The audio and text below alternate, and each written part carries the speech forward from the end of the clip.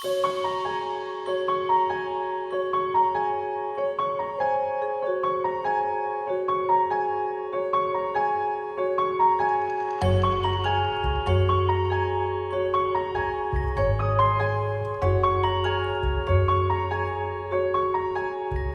5 տարեկան երեխաները ինքնուրույն չեն կարող պաշտպանվել բոլոր վտանգներից, ուստի մեծահասակների գործոնը այստեղ շատ կարևոր է։ Ուզում եմ հատուկ ուշադրություն դարձնենք 0-ից 1 տարեկան երեխաների խնամքի ժամանակ ծնողների կողմից թույլ տված սխալների։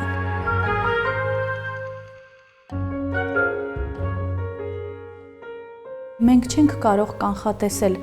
այն առաջին շարժումը, որը կարող է անել երեխան և դա վտանգավոր լինի նրա համար։ Երկրորդ վտանգը, որը կարող է սպառնալ մեր փոքրիկներին, դա վտանգավոր խաղերն են, որոնք կազմակերպում են մեծահասակները։ Նրանք իրենց գցում են, թռցնում են և հաճախ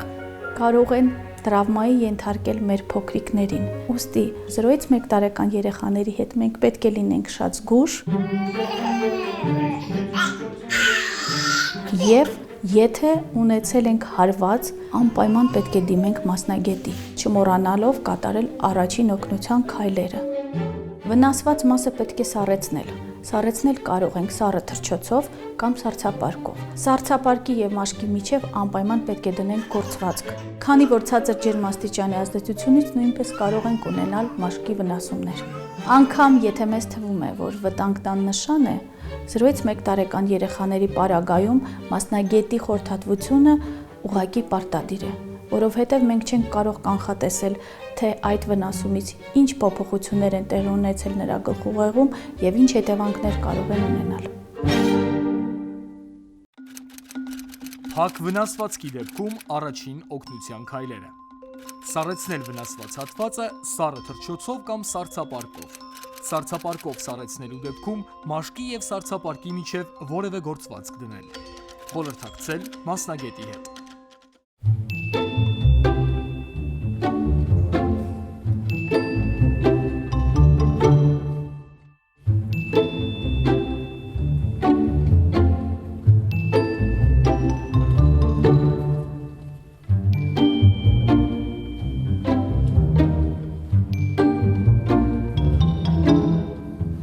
Ըստ առաջացման պատճառի տարբերում ենք 4 հիմնական տեսակ։ Դրանք են ջերմային այրվածքները, էլեկտրական այրվածքները, քիմիական այրվածքները և ճառագայթային այրվածքները։ Երեխաների մոտ առավել հաճախ հանդիպող այրվածքի տեսակը ջերմայինն է, որի դեպքում ձեր առաջին օգնության քայլերը պիտի ներառեն հետևյալ հիմնական փուլերը։ Այրվածքն առաջացնող գործոնի հեռացում, այրված մակերեսի սառեցում, գործողություններ վարակի ներթափանցումը կանխելու համար և անհրաժեշտության դեպքում ահազանգ շտապ օգնություն։ Այրվածքն առաջացնող գործոնը հեռացնելը կարող է իրենից ներկայացնել օրինակ տաք հարթուկի հեռացումը երեխայի տեսադաշտից, եռման ջրով լցված կաթսայի հեռացումը կամ էլ եռման ջրով ներծծված հագուստի հեռացումը։ Այրված մակերեսը սառեցնելու համար հարկավոր է պահել այն հոսող ջրի տակ առնվազն 15 րոպե։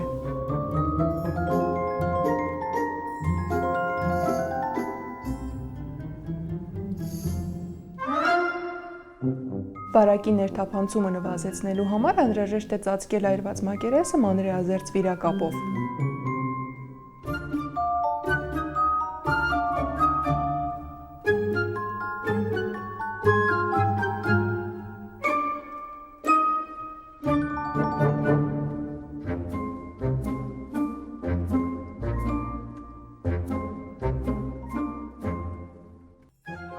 Եվ իհարկե անհրաժեշտության դեպքում ահազանգ շտապ օգնություն։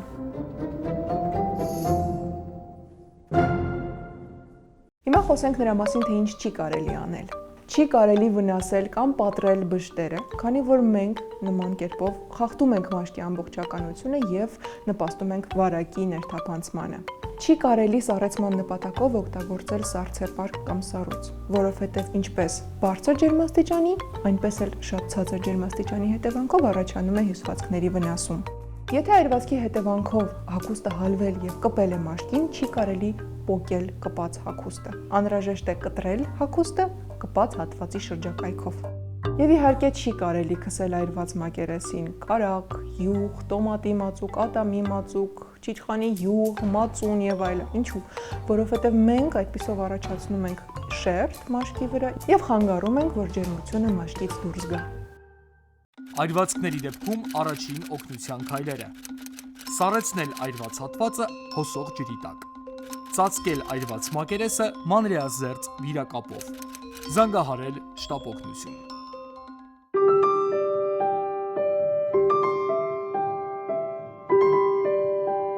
Էլեկտրահարման պատճառ կարող են հանդիսանալ բաց վարդակները, որի մեջ երեխան չիմանալով կարող է մտցնել երկաթյա կամ որևիցե իրեր, որոնք հաղորդիչ են։ Պատճառ կարող են հանդիսանալ էլեկտրալարերը, որոնք ունեն բաց մասեր եւ նրանք ազատ ընկած են լինում հատակին։ Երեխան անցնելով կամ տեսնելով վերցնում է նա եւ հոսանքահարվում։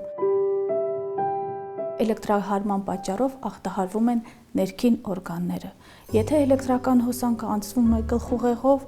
ապա զարգանում է շնչառության կանգ եւ դրանից հետո զարգանում է սրտի կանգ եւ երեխան մահանում է։ Եթե էլեկտրական հոսանքը անցնում է սրտով, ապա առաջանում է սրտի ռիթմի խանգարումներ, որը կարող է բերել սրտի կանգի։ Այսինքն երեխան գտնում է կլինիկական մահվան վիճակում։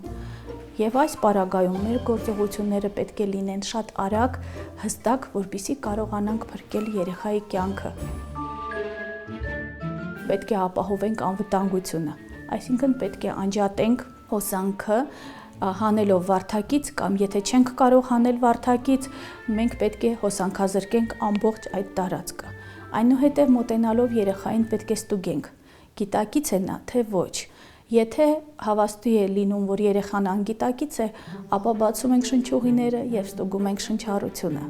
Դրա համար բացում ենք նրա շնչուղիները գլուխը ետ տանելով եւ երեք զգայարանի միջոցով մենք ստուգում ենք շնչում է թե ոչ։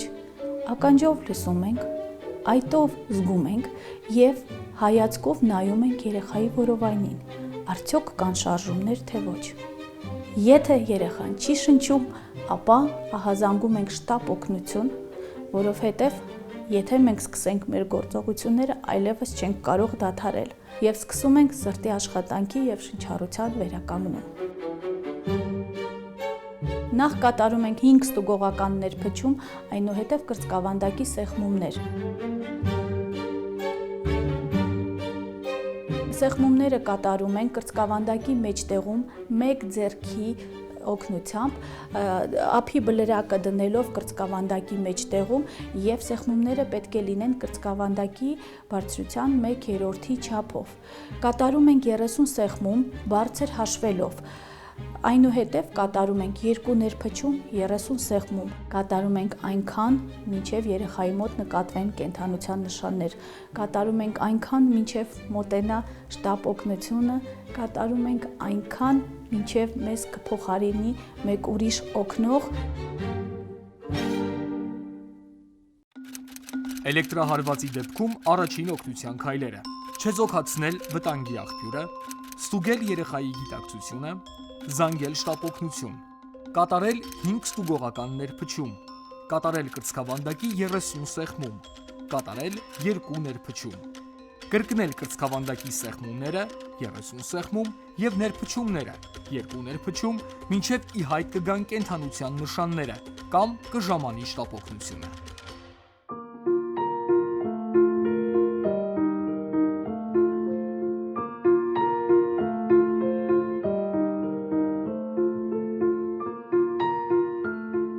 Վնասվածքները 0-5 տարեկան երեխաների մոտ են շատ հաճախ հանդիպում։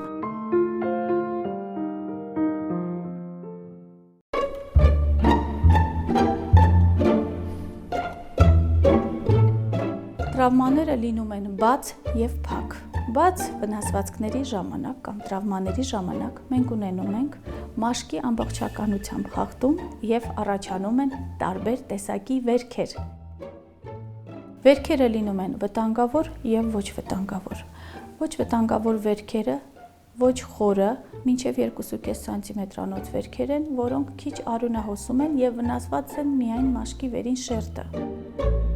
Զննում ենք նրան, նախ վնասված մասը, այնուհետև մարմնի բոլոր մասերը։ Համոզվելով, որ այլ վնասվածքներ չկան, մենք լվանում ենք երեխայի փոքր վերքը, ձեռքի տակ եղած միգուցե ջրով կամ որևիցե ախտահանիչ լուծույթով, որը մենք կարող ենք ունենալ մեր պայուսակում։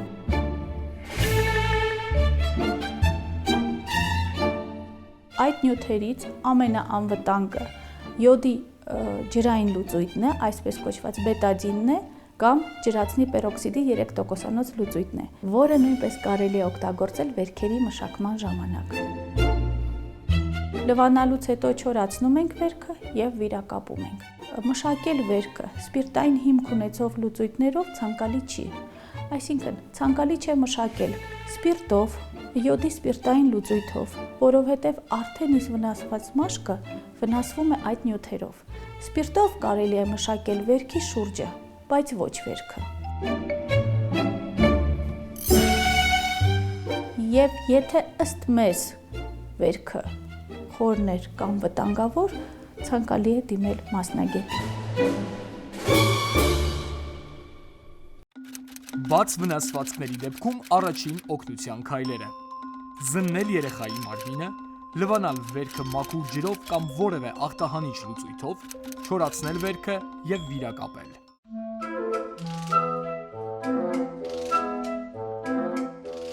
Երեխաները շատ են շարժվում, խաղում, վազվզում եւ առօրյա կյանքում հանդիպող այնպիսի առարկաներ, ինչպիսիք են դանակը, մկրատը, կոտրված ապակու կտորները կարող են առաջացնել փափուկ հյուսվածքների վնասվածք, որն էլ կարող է ուղեկցվել արյունահոսությամբ։ Արյունահոսության դեպքում ցուցաբերվող առաջին օգնությունը պետք է ներառի հետեւյալ հիմնական 3 քայլերը։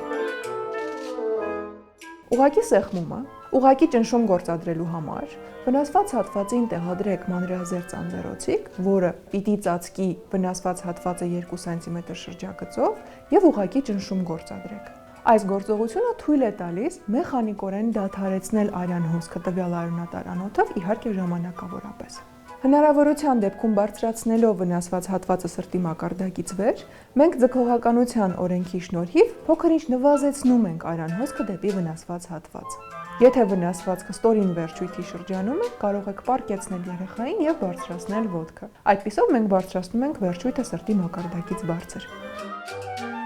Խուսափեք բաց վնասվածքին անմիջապես դիպչելուց։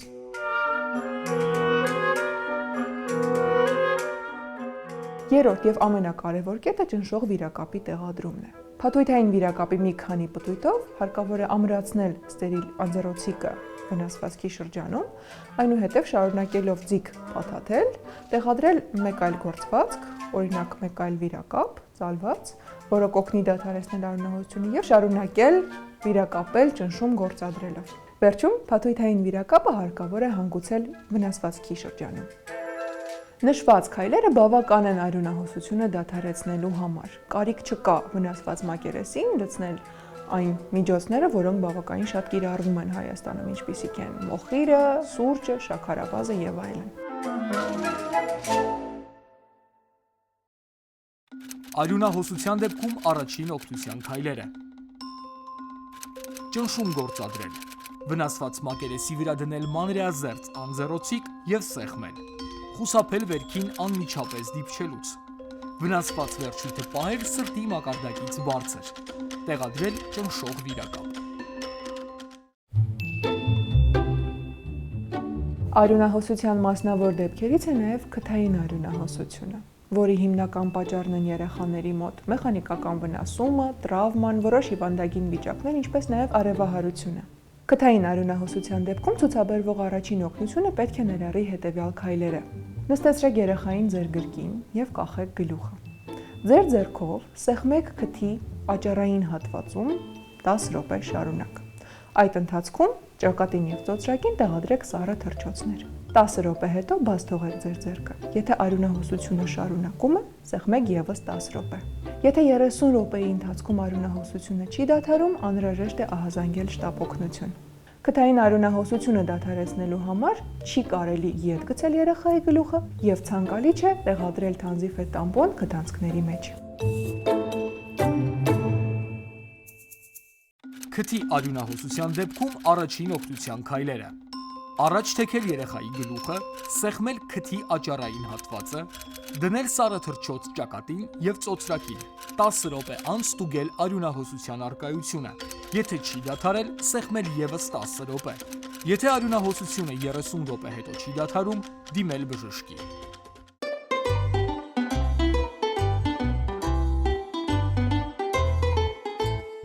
Զրոյից 5 տարեկան երեխաների մոտ հաճախ հանդիպում են մարսողական համակարգով թույնի ներթափանցման տեսակը, քանի որ մեր երեխաները ամեն ինչ սիրում են դնել իրենց բերանը եւ ճանաչողությունը աշխարհի սկսվում է բերանի խոռոչից։ Մարսողական համակարգով թունավորումների շարքին պատկանում են դեղորայքային թունավորումները։ Շատ հաճախ մեր երեխաները դեղորայքը ընդունում են որպես քաղցրավենիք կամ կոնֆետ, նրանք հաճախ լինում են գեղեցիկ փաթեթավորված եւ գունավոր եւ նրանք օգտագործում են դրանք մեծ քանակությամբ։ Թույն կարող են հանդիսանալ քիմիական նյութեր, որոնք կենցաղում օգտագործվում են ախտահանման, մաքրման համար, դրանք բոլոր տեսակի լվացող միջոցներն են, ախտահանիչ լուծույթներն են, որպես թունավոր նյութ կարող են հանդիսանալ նաև վառելիքը, օրինակ բենզինը կամ նավթը, որը կենցաղում շատ հաճախ մենք պահում ենք ոչ իրենց համար նախատեսված տարաների մեջ, օրինակ հյութի կամ ջրի շշերի մեջ, եւ դա շփոթեցնում է մեր բալիկներին եւ նրանք համարելով, որ դա հյութ է կամ ջուր է, խմում են դրանք։ Թունավորման ծանրությունը կախված է մի քանի գործոնից, ինչ քանակությամբ, ինչ նյութ է օգտագործվել, ինչքան է անցել թունավորման պահից մինչ երեխայի հայտնաբերումը։ Այդ պատճառով մենք կարող ենք տեսնել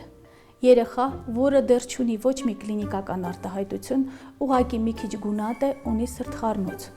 Այս պարագայում մեր գործողությունները հետևյալն են։ Պետք է նոսրացնենք օրգանիզմում եղած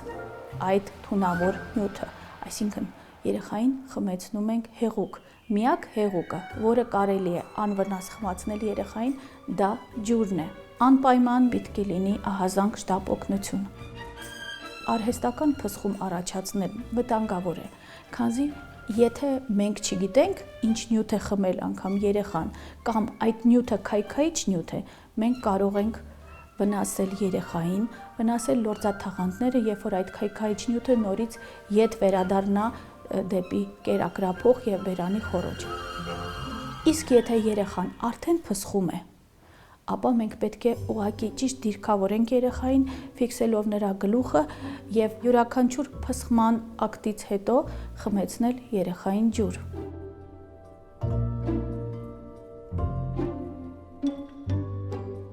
Թունավորման ժամանակ, երբ որ մենք գտնում ենք երեխային արդեն անգիտակից վիճակում կամ ինքը մեր աչքի առաջ կորցնում է գիտակցությունը, մեր գործողությունները հետևյալն են։ Ստուգում ենք նրա գիտակցությունը։ Արդյոք երեխան գիտակից է թե ոչ։ Դրա համար բռնում ենք երեխայի ձեռքը եւ թեթև ցնցում ենք նրա ուսը, կանչելով նրան, ձայն տանով, խնդրելով, որ նա բացի աչքերը։ Եթե երեխան չի արձագանքում,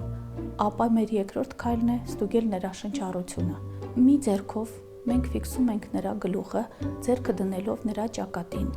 Մյուս ձեռքով երկու մատով ֆիքսում ենք նրա կզակը եւ զգուշորեն գլուխը ետ տանելով բացում ենք նրա բերանը։ Իջնում ենք դեպի երեխայի դեմքը եւ 3 զգայարանի միջոցով ստուգում ենք, արդյոք շնչում է երեխան թե ոչ։ Եթե հավաստի է, որ երեխան շնչում է, ապա երեխային բերում ենք կողքի ապահովության դիրքի։ Մեզ մոտ գտնվող ձեռքը տարածում ենք, բացում ենք մոտ 90 աստիճան։ Մեզանից հեռու գտնվող ոտքը ծալում ենք եւ մեզանից հեռու գտնվող ձեռքը ֆիքսում ենք նրա այտին եւ զգուշությամբ շրջում ենք նրան կողքի, չմոռանալով բացել նրա բերանը, որպեսզի բերանի խոռոչում եղած հեղուկները հեշտությամբ արտահոսեն դեպի դուրս։ Կողքի ապահովության դիրքի բերելուց հետո անպայման ահազանգում ենք շտապօգնություն եւ հետևում ենք երեխայի վիճակին, չմոռանալով ստուգել շնչառությունը։ Եթե մենք այստեղ ունենում ենք շնչառության կանգ, ապա մեր գործողությունները հետևյալն են։ Երեխային բերում ենք մեջքի եւ սկսում ենք սրտի աշխատանքի եւ շնչառության վերականգնում մինչեւ շտապօգնության ժամանելը։ Թունավորման դեպքում առաջին օգնության քայլերը։ Երեխային խմեցնել ջուր։ Գիտակցության բացակայության դեպքում երեխային պարկեցնել կողքի ապահովության դիրքով։ Շնչառության կանգի դեպքում զանգահարել շտապօգնություն եւ սկսել շնչառության եւ սրտի աշխատանքի վերականգնման գործընթացը։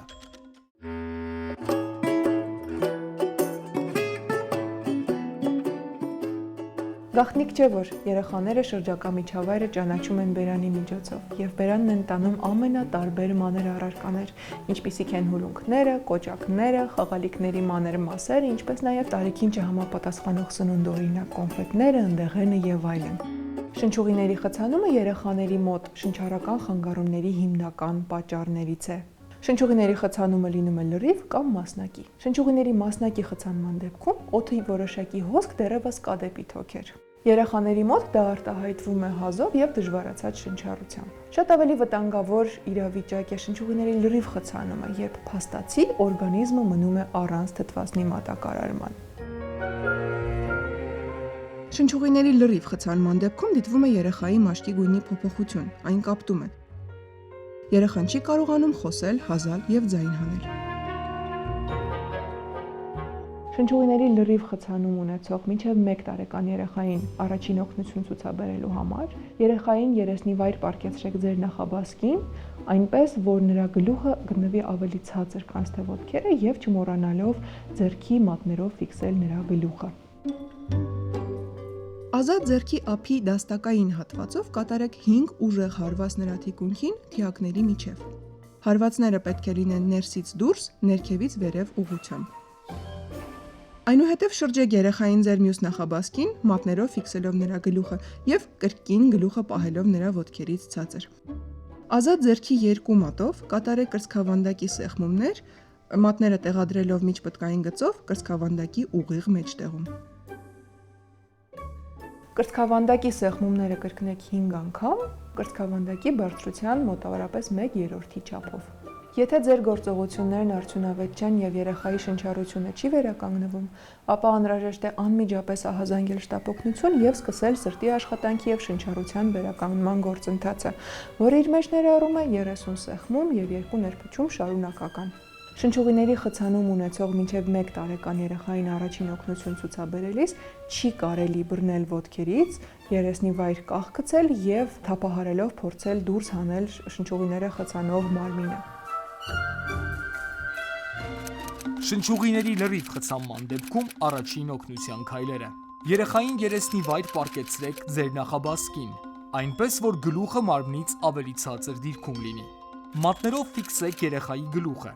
Ափի դաստակով ուժգին հարվածեք երեխայի թիկունքին, թիակների միջև։ Հարվածները պետք է լինեն ներսից դուրս, ներքևից վերև ուղղությամբ։ Երեխային շրջեք դեմքով դեպի ձեզ, կրկին պահելով գլուխը ոտքերից ավելի ցածր դիրքում։ Ազատ ձեռքի երկու մատով կատարեք կրծքավանդակի սեղմումներ 5 անգամ, մատները տեղադրելով միջպտկային գծով կրծքավանդակի ուղիղ մեջտեղում։ Եթե երեխայի շնչառությունը չի վերականգնվում, անմիջապես շտապօգնություն կանչեք եւ սկսեք սրտի աշխատանքի ու շնչառության վերականգնումը։